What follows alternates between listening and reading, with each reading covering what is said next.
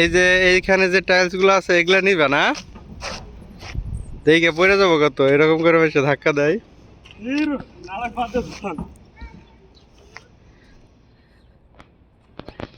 দেশে আমার এখন এই যে এইখানে ভাঙা টাইলস গুলো আছে সেগুলো বোর মিলে উঠাইবো, দেখা যাক কিভাবে উঠায়।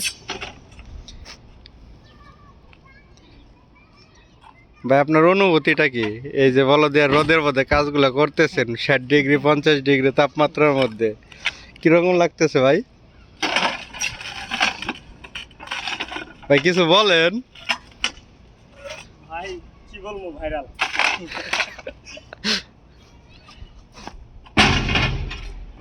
অনেক রোদ না ভাই? ভাই তাড়াতাড়ি করুন।